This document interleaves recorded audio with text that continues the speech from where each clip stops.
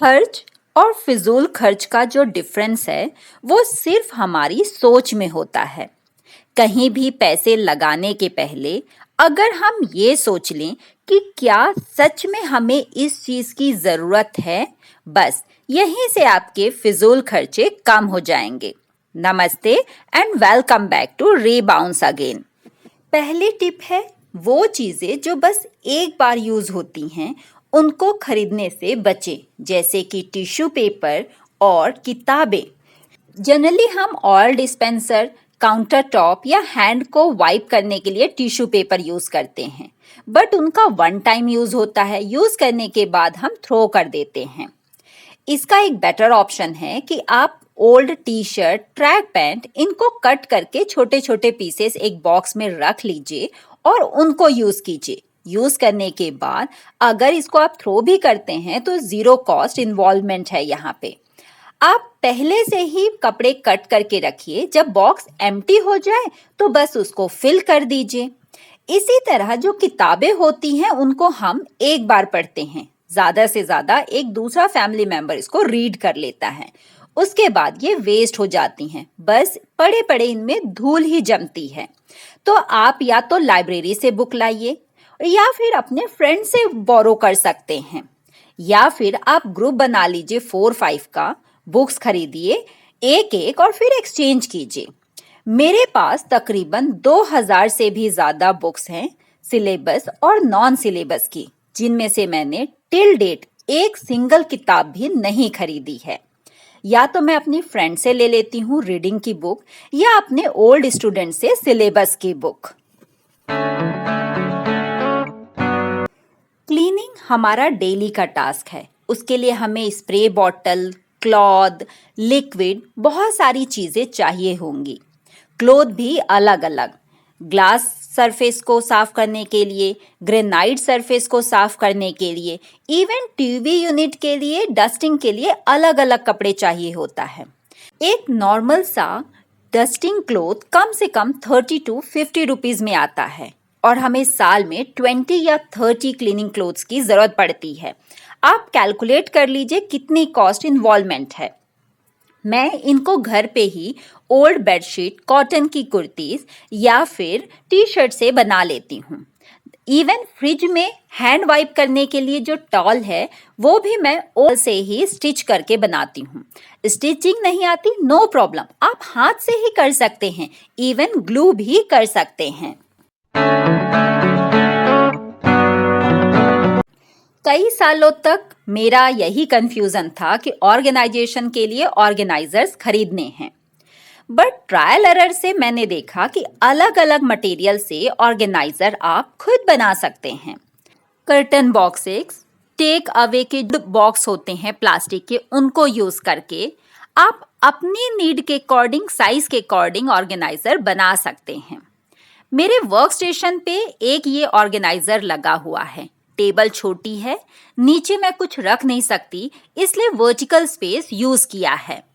इसको मैंने बनाया हुआ है जो हमारे स्नैक्स के बॉक्स होते हैं उससे। मेरे लिए तो ये बहुत ही वर्किंग है। इस तरह का जो स्नैक्स बॉक्स है उसका स्टिकर निकाला है, होल करके स्ट्रिंग से बस बांध दिया है, कलर के लिए बीड्स लगा दिए हैं। इसी तरह के जब हम नए ग्लास खरीदते हैं तो वो बॉक्सेस में आते हैं, उनको बस मैंने कलर पेपर से रैप कर दिया है। स्टेशनरी ऑर्गेनाइजेशन के लिए ये परफेक्ट बॉक्सेस हैं। सारे एक साइज के होते हैं तो देखने में भी नीट और टाइडी लुक देते हैं। इसके ऊपर बस मैंने ओल्ड गिफ्ट पेपर लगाया है, बहुत चीप मिलते हैं, आई थिंक 2 रुपीज का एक आपको A3 साइज का मिल जाएगा। यही नहीं, घर के अलग अलग एरियाज में अलग अलग चीजों को ऑर्गेनाइज करने के लिए आप यूज कर सकते हैं। ये फ्रूट का एक बॉक्स है, इसके अंदर मैंने ऐसे 4 बॉक्सेस या बोल सकते हैं डिवाइडर बनाया है।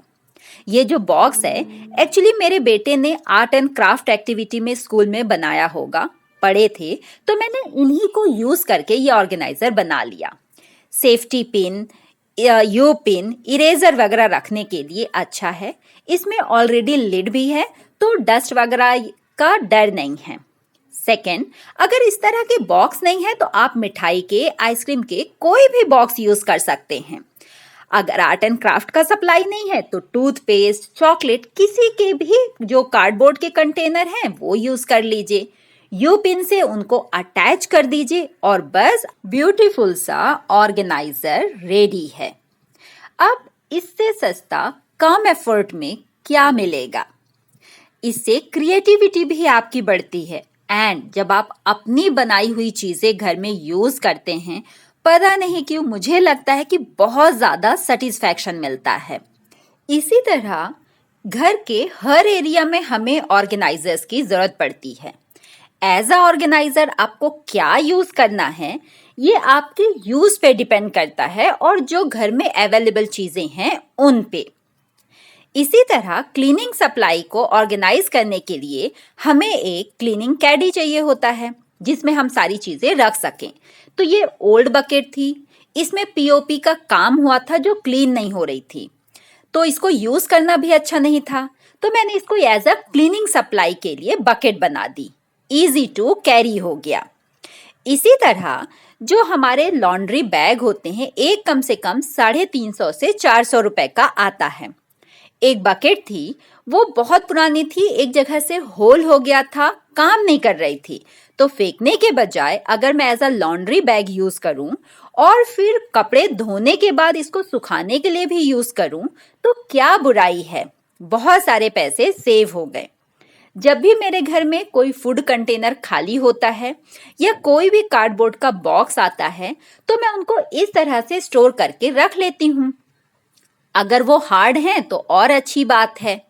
बस जब भी मुझे रैपिंग पेपर मिलते हैं या फिर कुछ क्रिएटिव आइडियाज आता है या मुझे कहीं ऑर्गेनाइजर की जरूरत पड़ती है तो बस मैं इन्हीं को ट्रायल एरर से यूज कर लेती हूँ। फॉर एग्जाम्पल यहाँ भी थोड़ी जगह बची हुई है, मैं एक कार्डबोर्ड ढूंढ रही हूँ, जैसे ही मुझे फिटिंग का मिल जाएगा मैं इसका ऑर्गेनाइजर बना लूंगी। घर में हम इंडोर प्लांट रखते हैं जिसके लिए हम महंगे महंगे प्लांटर खरीदते हैं, बट ये नॉर्मल सा एक पॉट है जिसमें मैंने एक अपने लेगिन का ना कपड़ा कवर कर दिया है और उसको इस तरह से रिंकल दिया है। इसी तरह एक दूसरा पॉट है, उस पे मैंने एक दूसरे कलर का कपड़ा बांध के फ्लावर का लुक देने की कोशिश की है। इसी तरह वॉल को डेकोरेट करने के लिए मैंने कुछ इस तरह से बेसिक सी पेंटिंग बनाई है और ये थर्मोकोल पे है जिसको मैंने प्रॉपर फ्रेम के साइज में कट कर लिया है। डेकोरेट करने के लिए महंगी चीजें खरीदना जरूरी है क्या? इसी तरह से सीडी कवर में मैंने बेटे की ड्राइंग लगा के कुछ ये डेकोरेटिव पीस बनाए हैं। मार्केट में फ्रेम कम से कम 1000-2000 के आते हैं और थोड़े दिनों के बाद हम उनसे बोर होने लग जाते हैं। ये एक ओल्ड क्लॉक थी, खराब हो गई थी तो फ्रेम मैंने यहाँ पे यूज कर लिया। इसी तरह अगर कढ़ाई बहुत पुरानी हो गई है, नॉन स्टिकी है तो उसकी पेंटिंग उधड़ गई है तो आप बाहर से उसको कलरफुल बना के डेकोरेशन के लिए यूज कर सकते हैं। घर में और बहुत सारी वेस्ट चीजें होती हैं जैसे कि सीडी। अब सीडी कोई यूज तो करता नहीं है आजकल, तो उसी को मैंने वूल और लेस से डेकोरेट करके टी कोस्टर बना दिया है। आप चाहें तो इसको एज अ डेकोरेशन पर्पस के लिए लैम्प के लिए यूज कर सकते हैं। ऐसे ही ये जो आप टेबल देख रहे हैं इसके ऊपर मैंने अपना एक स्टोल ही बिछाया है और उसको कंट्रास्टिंग लुक देने के लिए एक पिलो कवर। ये कॉम्बिनेशन मुझे बहुत अच्छा लगा तो मैं खर्चा क्यों करूं।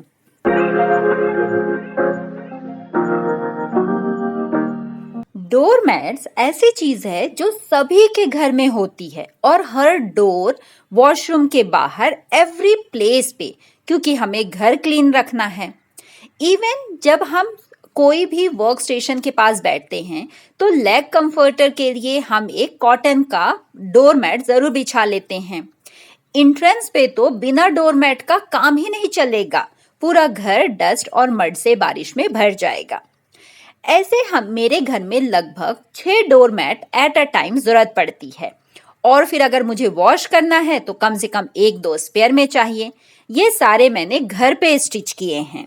हमारी मनी का एक बहुत बड़ा हिस्सा लाइनर में जाता है। Cabinet liner, runner, table cover organisers के लाइनर एसेट्रा।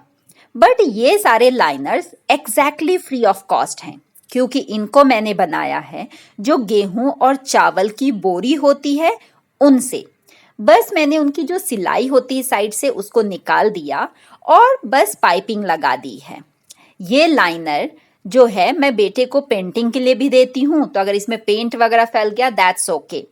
इसी तरह से डस्टबिन का जो केबिन है उस पे मैं लाइनर बिछाती हूँ, क्लीनिंग आसानी होती है। अगर आप किचन के कैबिनेट में लाइनर बिछाएंगे तो हल्दी नमक कुछ भी स्पिल हो जाए तो क्लीनिंग आसान हो जाती है और नीचे के ड्रॉर गंदे नहीं होते। आपको बस लाइनर चेंज करना है। ये वाले लाइनर वाटर प्रूफ हैं क्योंकि इसके अंदर मैंने पॉलीथीन की लेयर देके और फिर स्टिच किया है। टेबल मैट बहुत ही महंगे आते हैं, सेट ऑफ 4 या सेट ऑफ 6 आते हैं। ये भी मैंने ओल्ड बेडशीट को 4 फोल्ड करके और फिर पाइपिंग दी है। इस तरह से ये जो लाइनर हैं ये फोल्डेबल हैं प्लस वॉशेबल हैं। आप मशीन के नॉर्मल साइकिल में इनको डाल के वॉश कर सकते हैं। अलग अलग ऑर्गेनाइजर के लिए हमें लाइनर चाहिए होता है जो स्किड प्रूफ हो। तो इस तरह से अगेन ओल्ड बेडशीट को ही मैंने पुरानी कुर्ती कट करके पाइपिंग दी है। कलर कॉम्बिनेशन की वजह से लुक अच्छा आता है। मतलब आपको जिस स्टाइल, जिस कलर, जिस साइज का चाहिए आप बना सकते हैं। पिलो कवर भी मैं एज अ लाइनर यूज करती हूँ, बट यहाँ पे मेरे को सिरदर्द ये होता है कि उनको प्रॉपर शेप और साइज का फोल्ड करना पड़ता है। लेकिन अगर स्टिच हैं तो मैं सिंपल स्लाइड कर देती हूँ। स्पेस का लुक ही चेंज हो जाता है क्योंकि सारे अलाइंड होते हैं, एक जैसे होते हैं।